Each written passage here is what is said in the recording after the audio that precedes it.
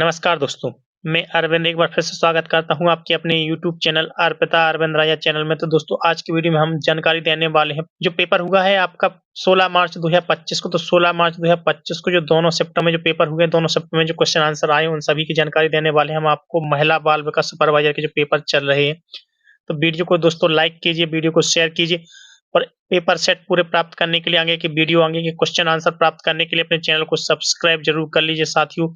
आज की वीडियो में हम आपको दोस्तों कवर करके देंगे, आज की वीडियो में पूरे क्वेश्चन कवर करके देंगे विटामिन के, पोषण और स्वास्थ्य के, कंप्यूटर के, बाल विकास के और रीजनिंग के। विटामिन, पोषण, स्वास्थ्य, कंप्यूटर, बाल विकास और रीजनिंग के सभी प्रकार के क्वेश्चन आज की वीडियो में आपको मिलेंगे साथियों। तो वीडियो बहुत ही अच्छा होने वाला है, तो वीडियो को लाइक और शेयर कीजिए, अपने चैनल को सब्सक्राइब जरूर कर लीजिए। बढ़ते हैं वीडियो में, आगे बात कर लेते हैं आज के पेपर सेट के पहले क्वेश्चन की। तो आज के पेपर सेट में जो पहला क्वेश्चन आप सभी से पूछा गया था, तो पहला क्वेश्चन आया था, निम्नलिखित में से कौन सा विषाणु जनित रोग होता है? विषाणु जनित रोग कौन सा होता है? खसरा, सिफिलिस, बेरीबेरी या सूखा रोग। तो विषाणु जनित जो रोग होता है, विषाणु से जो रोग होता है, विषाणु से जो रोग पैदा होता है, वो होता है खसरा। खसरा क्या होगा इसका राइट आंसर? वीडियो में आगे बढ़ते हैं, अगले क्वेश्चन की बात कर लेते हैं। तो वीडियो में पूरा एंड तक बने रहें, क्योंकि वीडियो में आप सभी को बहुत ही अच्छे क्वेश्चन आंसर मिलने वाले हैं, जो कि आपके आने वाले एग्जाम में, आने वाले पेपर सेट में आपसे पूछे जा सकते हैं। क्योंकि हम आपको प्रत्येक वीडियो में बताते हैं कि बहुत से क्वेश्चन आपके पेपर सेट में, आपके कई शिफ्टों में रिवाइज हो रहे हैं, कई शिफ्टों में क्वेश्चन रिपीट किए जा रहे हैं, बार-बार दोबारा आ रहे हैं। तो कोई भी क्वेश्चन मिस मत करिए, जिससे कि आपके भी पेपर सेट में, यदि आपके भी पेपर में यदि क्वेश्चन रिवाइज होता है, रिपीट होता है, तो आप उसका आंसर सही कर सकें। बात कर लेते हैं अगले क्वेश्चन की। प्रोटीन बनाने के लिए निम्नलिखित में से कितने अमीनो अम्ल की आवश्यकता होती है? यानी प्रोटीन बनाने के लिए कितने अमीनो अम्ल की आवश्यकता होती है?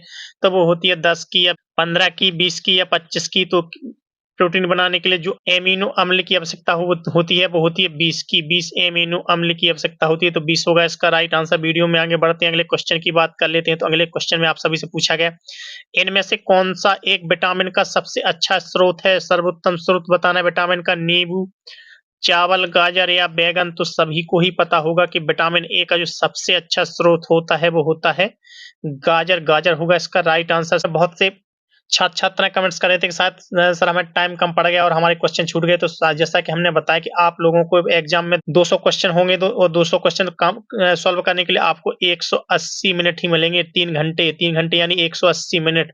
180 मिनट में आपको 200 क्वेश्चन कंप्लीट करने हैं, तो उसके लिए आपको 40 से 45 सेकंड ही एक क्वेश्चन के लिए मिलेंगे। तो आप अच्छे से तैयारी करिए, ताकि आपसे यदि कोई भी क्वेश्चन रिपीट कर लिया जाता है, कोई भी क्वेश्चन रिवाइज कर लिया जाता है, तो उसका आप तुरंत आंसर दे सकें। तो बात कर लेते हैं अगले क्वेश्चन की।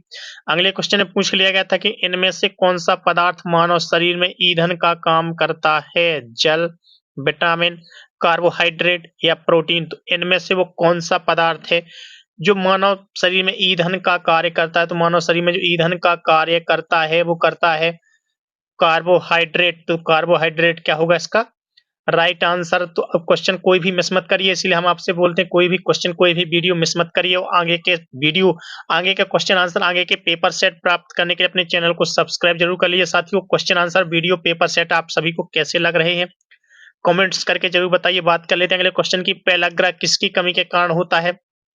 राइबोफ्लेविन, एस्कॉर्बिक एसिड, नियासिन या फोलिक एसिड। तो पेलाग्रा जो कम होता है दोस्तों, वो होता है नियासिन की कमी के कारण। तो नियासिन क्या होगा इसका राइट आंसर दोस्तों। तो कोई भी क्वेश्चन, कोई भी वीडियो मिस मत करिए, क्योंकि अभी तक जो पेपर हुए हैं आप सभी के, उनमें कम से कम 25 से 30 क्वेश्चन ऐसे हैं जो रिपीट कर लिए गए हैं, रिवाइज कर लिए गए हैं, दोबारा पूछ लिए गए हैं। तो कोई भी क्वेश्चन, कोई भी वीडियो मिस मत करिए। बात कर लेते हैं अगले क्वेश्चन की।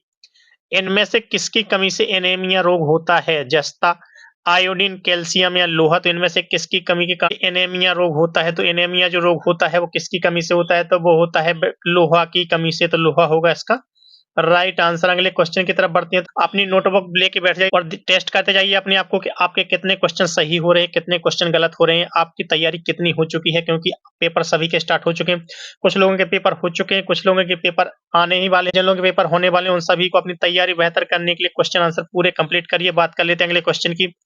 मादा क्यूलेक्स मच्छर किस रोग की वाहक है? जो मादा क्यूलेक्स मच्छर होता है, उसके काटने से कौन सा रोग होता है? फाइलेरिया, रिंग वर्म या दांत मलेरिया या इनमें से कोई नहीं।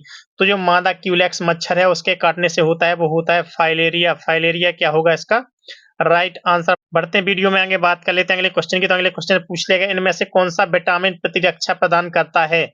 Vitamin A, vitamin C, vitamin K या विटामिन ई। तो इनमें से वह कौन सा विटामिन है जो प्रतिरक्षा प्रदान करता है? तो वह विटामिन होता है विटामिन ए। विटामिन ए क्या होगा इसका राइट आंसर। अगले क्वेश्चन में आप सभी से पूछ लिया गया है, निम्नलिखित में से किस विटामिन की कमी के कारण मसूड़ों में रक्त आता है और दांत हिलने लगते हैं? तो किस विटामिन की कमी के कारण मसूड़ों में रक्त आता है और दांत हिलने लगते हैं? Vitamin A, vitamin C, vitamin D या विटामिन बी। तो वो आता है विटामिन सी की कमी के कारण, तो विटामिन सी होगा इसका राइट आंसर। वीडियो में अगले क्वेश्चन की बात कर लेते हैं, तो अगले क्वेश्चन का डिस्क्रिप्शन करते हैं आपके साथ। तो अगले क्वेश्चन की जानकारी देते हैं आपको, जो कि कंप्यूटर से पूछ लिया गया है कि कंप्यूटर उपकरण को क्या कहते हैं? जो कंप्यूटर उपकरण होते हैं जैसे माउस, कीबोर्ड, प्रिंटर, ये सब चीजें जो कंप्यूटर के डिवाइस होते हैं, कंप्यूटर के उपकरण होते हैं, उन्हें क्या कहते हैं? हार्डवेयर, बाइट, सॉफ्टवेयर या माउस। जो कंप्यूटर के उपकरण होते हैं, तो कंप्यूटर के उपकरण को कहते हैं हार्डवेयर। हार्डवेयर क्या होगा इसका राइट आंसर। इसी क्वेश्चन को दूसरे तरीके से भी पूछा जा सकता है कि कंप्यूटर के जो उपकरण होते हैं जिन्हें हम छूकर महसूस कर सकते हैं, उन्हें क्या कहते हैं? तो वो उसका भी राइट आंसर क्या होगा साथियों? हार्डवेयर ही होगा। बात कर लेते हैं अगले क्वेश्चन की। तो अगले क्वेश्चन में पूछ लिया गया, जो कि आपका कंप्यूटर से ही पूछ लिया गया, कि उस हार्डवेयर के लिए प्रयुक्त सामान्य शब्द कौन सा है जो जरूरी नहीं है कि कंप्यूटर के मूल कार्य के लिए हो, बल्कि बाहर से जुड़ा हो? आइकन, बेट, कीबोर्ड या पेरिफेरल्स।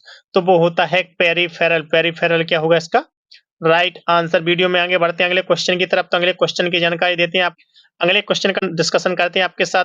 सिस्टम के में प्रोग्राम या इंस्ट्रक्शन होते हैं, पेरिफेरल, आइकन, सॉफ्टवेयर या इंफॉर्मेशन। तो सिस्टम में जो दोस्तों प्रोग्राम या इंस्ट्रक्शंस होते हैं वो क्या होते हैं? तो वो होते हैं इन सॉफ्टवेयर। सॉफ्टवेयर क्या होगा इसका राइट आंसर। वीडियो में आगे अगले क्वेश्चन की जानकारी देते हैं। अगले क्वेश्चन का डिस्कशन करते हैं आपके साथ, जो कि आपसे एग्जाम में पूछ लिया गया है। निम्नलिखित में से किस तकनीक में डेटा ट्रांसफर करने के लिए सोर्स डिवाइस और डेस्टिनेशन डिवाइस का लाइन ऑफ साइट में होना आवश्यक है? लैन में, ब्लूटूथ में, बैन में या इंफ्रारेड में?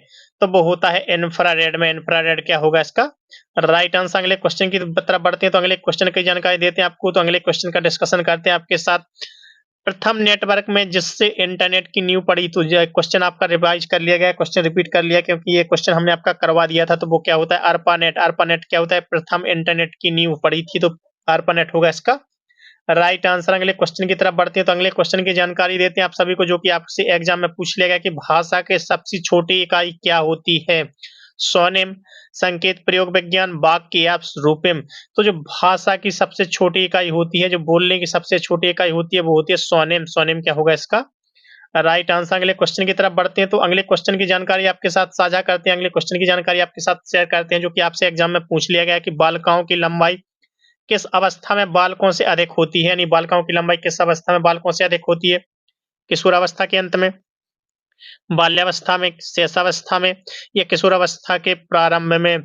तो वो होती है बाल्यावस्था में। बाल्यावस्था क्या होगा इसका राइट आंसर। अगले क्वेश्चन की तरफ बढ़ते हैं, तो अगले क्वेश्चन की जानकारी, अगले क्वेश्चन का डिस्कशन करते हैं आपके साथ।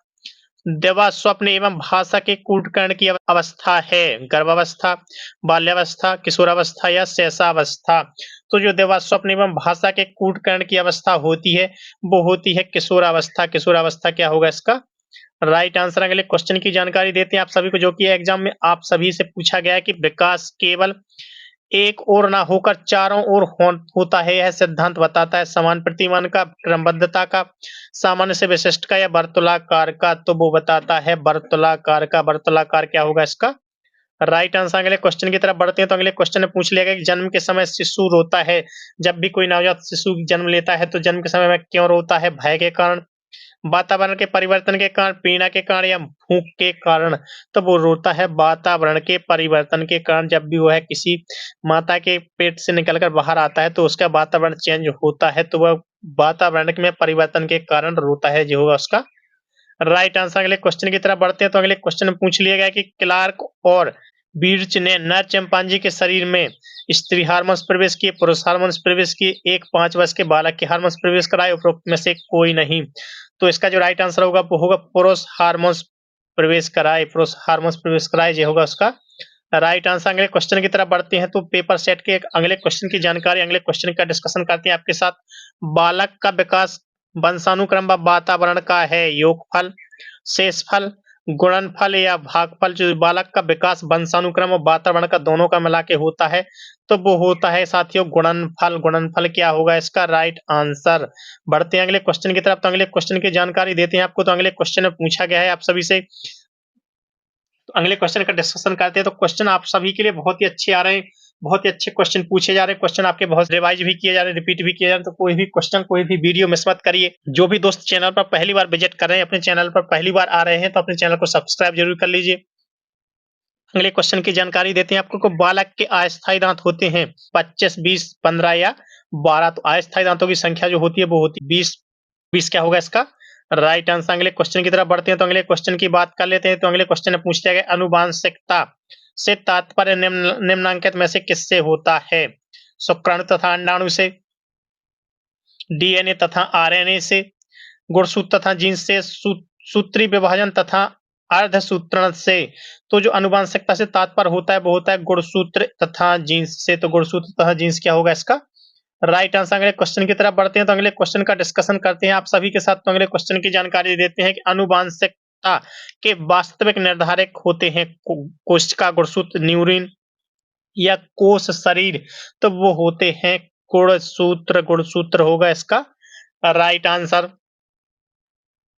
वीडियो में आगे बढ़ते हैं अगले क्वेश्चन की तरफ। तो अगले क्वेश्चन में आपसे अभी से पूछ लिया गया। तो अगले क्वेश्चन का डिस्कशन करते हैं आपके साथ कि दिवा स्वप्न विचरण करने की कामना अत्यंत प्रबल कब होती है? शैशवावस्था में, गर्भावस्था में, बाल्यावस्था में या किशोरावस्था में? तो वो होती है किशोरावस्था में। दिवा स्वप्न के साथ विचरण करना और कामना अत्यंत प्रबल होती है वो होती है किशोरावस्था में। तो किशोरावस्था क्या होगा इसका राइट आंसर। अगले क्वेश्चन की तरफ बढ़ते हैं। तो अगले क्वेश्चन की बात कर लेते हैं। तो अगले क्वेश्चन में पूछा गया है क्रोध संवेग के कारण उत्पन्न प्रवृत्ति है आत्मगौरव की, अधिकार की, युत्सा की या दंड की? तो वो होती है युत्सा की। युत्सा क्या होगा इसका राइट आंसर। अगले क्वेश्चन की तरफ बढ़ते हैं। तो अगले क्वेश्चन की बात कर लेते हैं। तो अगले क्वेश्चन में पूछा गया है आप सभी से समान आयु स्तर के बालक बालिकाओं का बौद्धिक स्तर भिन्न होता है, यह कथन किसका है? हॉल का, हरलॉक का, स्टेनी हॉल का या गेरसेल का? तो वो होता है हरलॉक का। हरलॉक का होगा इसका राइट आंसर। अगले क्वेश्चन की तरफ बढ़ते हैं। तो अगले क्वेश्चन में पूछा गया बालकों में सौंदर्य अनुभूति विकसित करने का आधारभूत साधन क्या होता है? यानी बालकों में सौंदर्य अनुभूति यानी सौंदर्य का अनुभव कराने के लिए, सौंदर्य के अनुभव विकसित कराने के लिए सबसे अच्छा तरीका क्या होता है? प्रकृति अवलोकन, साहित्य का अध्ययन, टेलीविजन या खेलकूद? तो वो होता है प्रकृति अवलोकन। उन्हें प्रकृति के साथ जोड़ना, ये होगा उसका राइट आंसर। तो साथियों क्वेश्चन आंसर आप सभी के लिए बहुत ही अच्छे कराए जा रहे हैं। क्वेश्चन आंसर यदि इनमें से कोई भी रिपीट होते हैं तो आप कोई भी क्वेश्चन गलत नहीं करें, इसलिए पूरा वीडियो, पूरे क्वेश्चन कवर करिए, पूरा वीडियो एंड तक देखिए, पूरे क्वेश्चन देखिए। बात कर लेते हैं अगले क्वेश्चन की। जन्म के समय बालक की स्मरण शक्ति होती है अधिक, अत्यधिक, बहुत कम या कम? तो जन्म के समय जो बालक की स्मरण शक्ति होती है, बालक की जो याद करने की शक्ति होती है वो कैसी होती है? तो वो होती है बहुत कम। बहुत कम क्या होगा इसका राइट आंसर। अगले क्वेश्चन की तरफ बढ़ते हैं। अगले क्वेश्चन की बात कर लेते हैं। आत्म गौरव की भावना सर्वाधिक पाई जाती है जन्म से 5 वर्ष तक, 20 से 40 वर्ष तक, 6 से 12 वर्ष तक या 13 से 19 वर्ष तक? तो वो पाई जाती है 13 वर्ष से लेके 19 वर्ष तक यानी किशोरावस्था की आयु में। तो ये होगा उसका राइट आंसर। बात कर लेते हैं अगले क्वेश्चन की।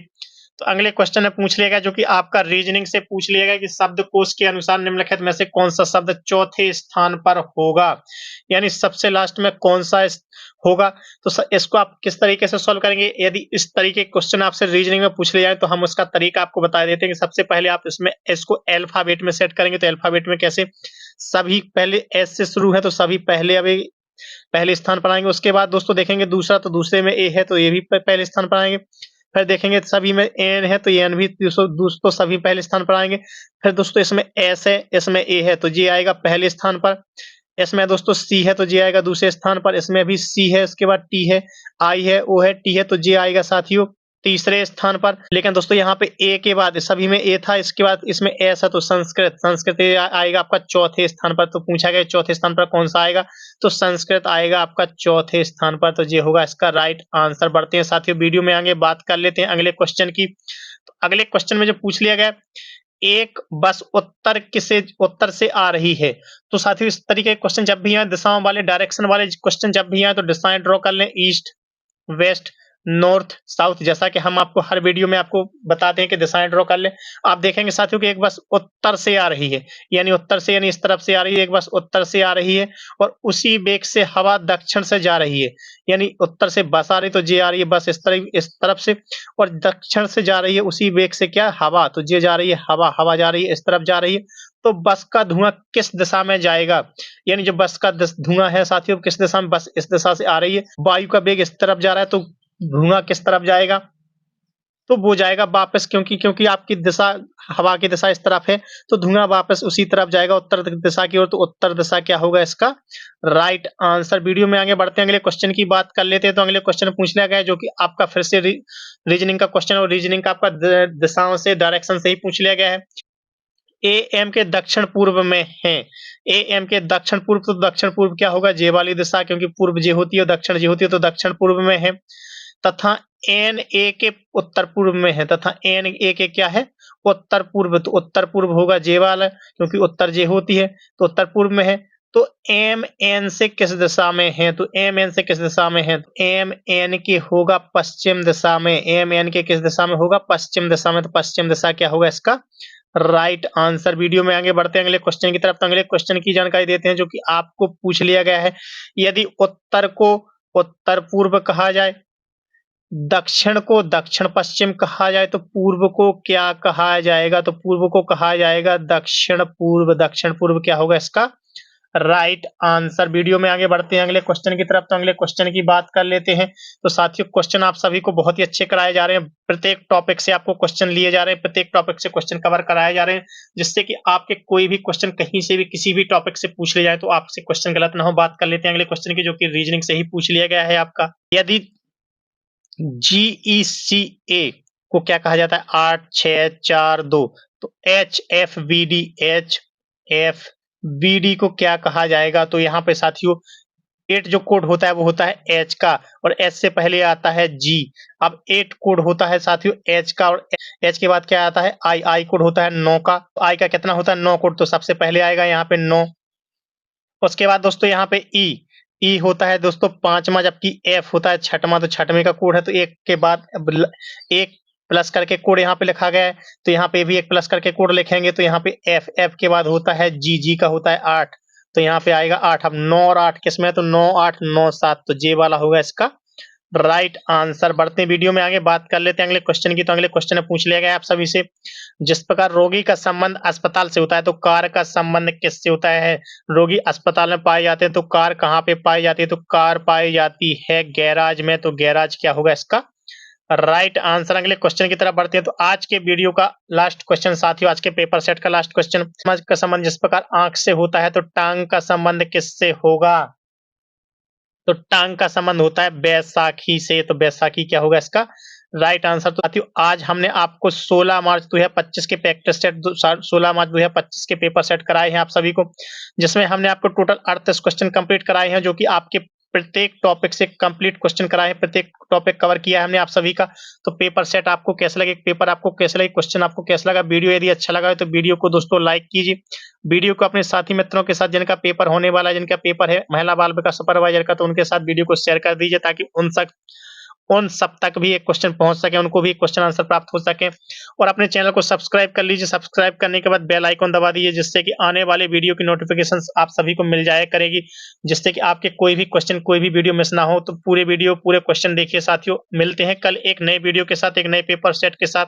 तब तक के लिए धन्यवाद। जय हिंद दोस्तों।